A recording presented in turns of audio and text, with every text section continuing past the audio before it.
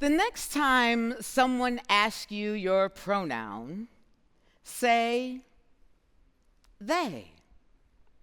Relax your shoulders. This is not a debate about bathrooms. Trust me, I have used any available one, including today, long before the most overused, misunderstood, underestimated word was used for lightning rods, for Zoom icebreakers, culture wars, and new HR training.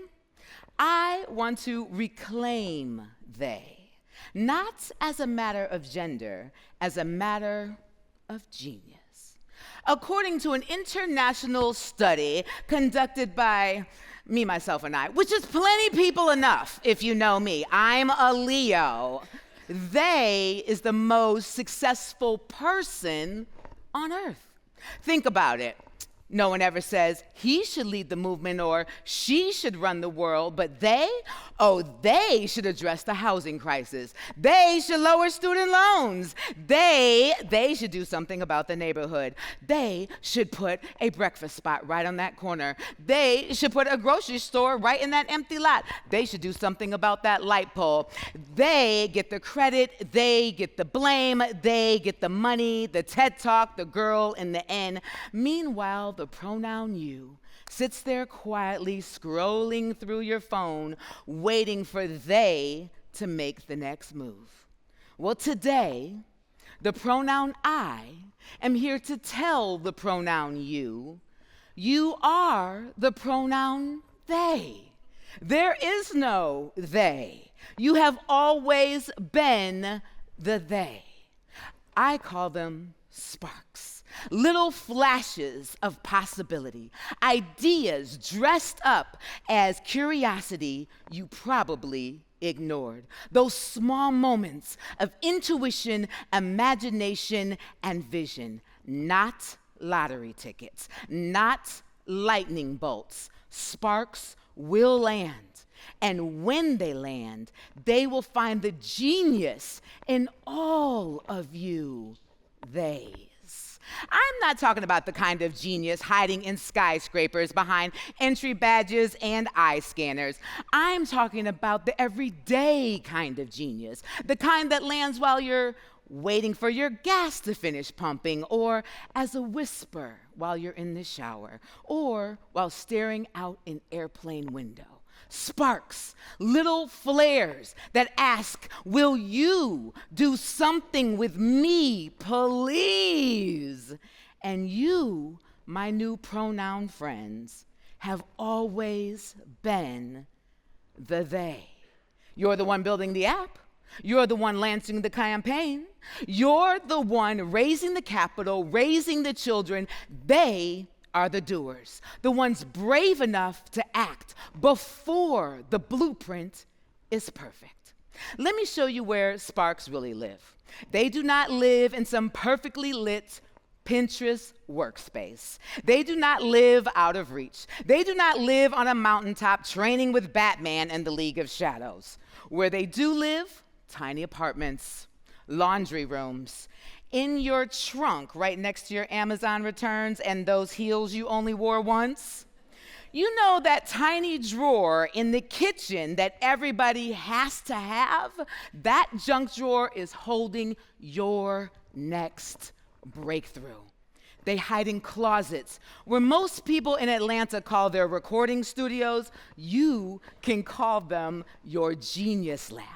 Your safe space, your private portal, a place where no one can hear your doubt, and defeat does not get a vote. Genius does not need funding or permission. It just needs a spark.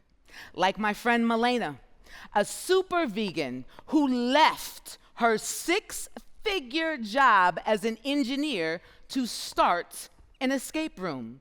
She also sells coconut water and makes vegan jerky out of dried coconut skins. Escape rooms already existed. Coconut water already existed. She added her spark. Why? Because execution is personal.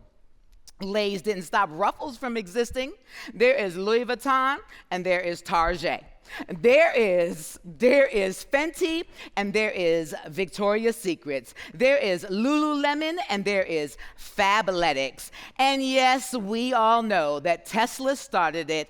Well, really it was Ford, but now every car company has an electric car. Why? Because humanity deserves choice. And now Milena owns a corporate icebreaker on wheels.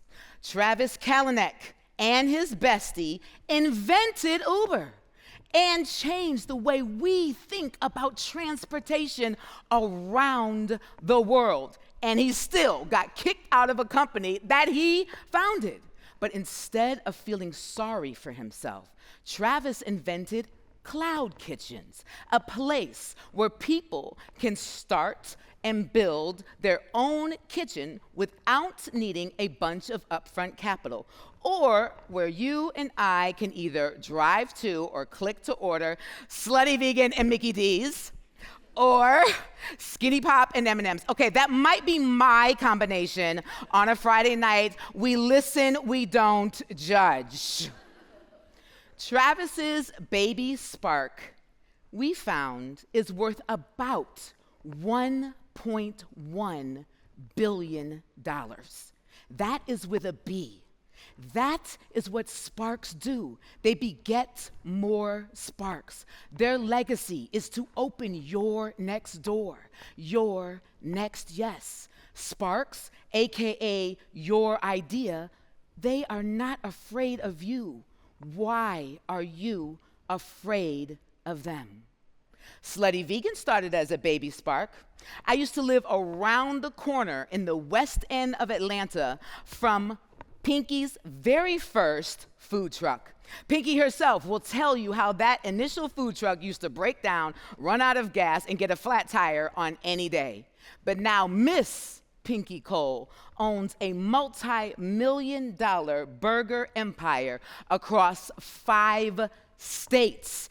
And by 2030, her goal is to help 1 million Black businesses. So the next time you want to complain about a $15 boutique burger, remember that Pinky is serving up fries with a side of futures. My old friend, Damon Wilson, a father and a coach to his son's AAU basketball team. They were good. He wanted them great. One day, Damon is sitting on an airplane looking out a window. He sees a stick across 2 orange cones on the runway. To us, just another delay by insert your favorite airline here. And to Damon, that visual sparked an idea for a training tool. He created the Dribble Bridge. Simple, game-changing. He didn't need funding to get started. He had a coach seat size spark. Not Gatorade, not Nike, not they, Damon. Your sparks are waiting for you. They will land. They're just waiting for you for the takeoff. Heaven forbid you leave this earth before completing your spark. My very good friend, Malcolm Jamal Warner, told me he was working on another poetry album for next year. This past July 2025, an undercurrent in Costa Rica took him before he was able to complete that spark. The foundation that his mother and wife started is called the Warner Foundation. It helps young artists as they are aspiring. That, along with Malcolm Jamal Warner's Life Works, created a positive, emotional shift around the entire world forever. This is what I call spark stardust, which reminds me of one of my favorite quotes by Albert Einstein. energy cannot be created or destroyed. It can only change forms. Or was that Snoop Dogg who said that? I don't know. I get them confused. Same hair. When I fell off my road bike in Atlanta, something shifted. I decided that fulfilling my purpose was way more important than chasing a check. Don't get me wrong, I am still waiting on my billion-dollar spark. For over 2 decades, I continue to share my story on stages. I survived 3 foster homes, one where I was sexually assaulted before I could even spell my own name. Locked inside a teen youth home, a late diagnosis of neurodivergence, and a brain injury that left me wondering if my words or my memory would ever return. Yet here I am, not because my everyday genius was easy to recognize, because I decided to light a spark in the dark and decided to keep going anyway. The spark is tricky, though. It will not show up as a billion-dollar idea. You got to put it on, wear it around the house, look at it in the mirror like, oh, this spark fits me way better than fear ever could. And you better be passport and photo ready, because genius usually shows up as something that you already did for free. And that, my new pronoun friends, is what sparks do daily. Make something out of nothing, like poets. So today, I stand before you a 2025 and a 2024 Grammy-nominated spoken word poet, professor, author, wait for it, bathroom concert singer. It is my poetry that has taken adopted 3-year-old me to places I would have never imagined going. Alaska, Cuba, Germany, Ghana, TEDxGeorgiaCollege. And when I slowed down long enough to try to stop obsessing about fixing everything, I realized that sparks don't land on people who are in constant fight or flight, yelling at your children, screaming at your partner, stuck in a job that you despise. Sparks will not make their way into a relationship you know you should have left 3 birthdays ago. When your body is so full of cortisol that it mistakes the cortisol for caffeine, you are not ready to receive your genius. Sparks need clarity, peace. They will not hunt you down. They need you to pump your brakes long enough to receive your joy and fulfillment. But trust me, as soon as you say they should, you are waking up your spark. And they got to blink their eyes a little bit. They've been asleep for a little while. You know, you got to plug them in. Some are USB, some are USB-C, some are solar powered. And then they will jump right on your shoulder and give you that hum of an idea that will not let you sleep until you at least voice note yourself. Here is your first assignment. Before you let a spark in, before you invent anything, forgive yourself. Forgive the delay. Forgive the distraction. Forgive the ones who left. Forgive the ones who stayed too long, even if you're the one who stayed too long. And learn to accept the apologies you will never receive.